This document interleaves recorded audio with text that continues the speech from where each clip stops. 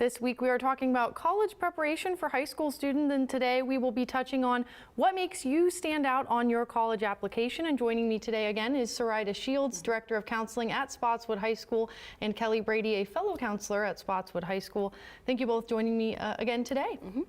All right, so I just mentioned a lot of things to put on your college application, but really what makes a student stand out? I know there's ACTs and SATs, which we'll dive into, but Sarita, if you maybe want to start by touching on what else students can focus on and parents when they're applying for college. Okay, so we attend several meetings with college panels, and there's college reps there, and they kind of give us advice on how to advise our students.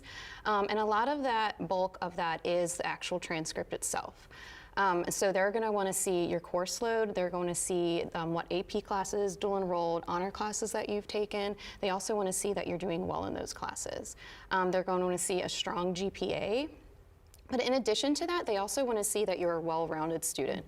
So what extracurriculars are you involved in? Are you in any clubs? Do you have any leadership roles? Are you in NHS? They want to see that not only are you a good, academic student or an athlete, but that you're well-rounded, you're involved in your school and doing good for the greater community. The other thing that they mention are the essays.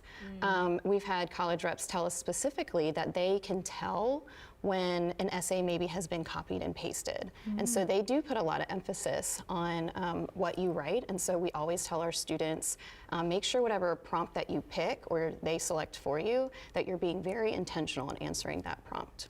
All right. And I know, like I mentioned, ACTs and SATs, a big part of college applications. And Kelly, maybe if you want to touch on how students can best prepare for those exams. Yeah, I think if you're a parent who's maybe a Generation X or a millennial, we had such great emphasis on SATs and ACT scores, maybe through our own college experience.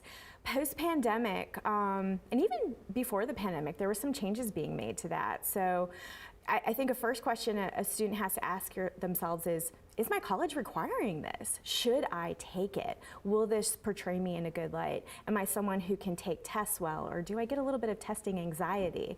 So again, deep dive into those college admissions pages. I think you will find that most colleges have still gone testing optional. What that does mean, though, is that more people apply to those colleges, so they're looking at much bigger numbers. If you're someone who maybe has a weaker GPA, perhaps taking an SAT or an ACT would show, hey, I know my stuff in spite of my GPA. Maybe taking those scores would harm you, in which case you can take them again. If you're really not feeling confident with those scores, they don't feel like they're falling within the college range, maybe you don't send the scores to the college. All right.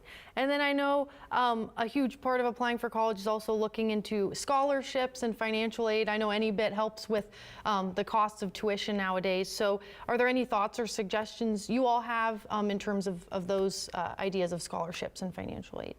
We typically tell our students to apply to the FAFSA as soon as you can, which is October 1st. We also tell our students to make sure that you're paying attention to what the school's deadlines are. Each school has a different deadline as far as when they want their FAFSA submitted. There's also priority deadline, and so just to know those dates to make sure that you get all your submissions in so you are in the running to receive financial aid. And then for scholarships, there's local and then there's national, so really be aware of how your school is getting that information out to you. Apply to anything that pertains to you. Some kids are like, oh, it's only $100, but we're like, apply to every scholarship that you're able to apply to. But then also with those national scholarships, we also want to warn students, just be careful of scams, because sometimes there are some scams out there.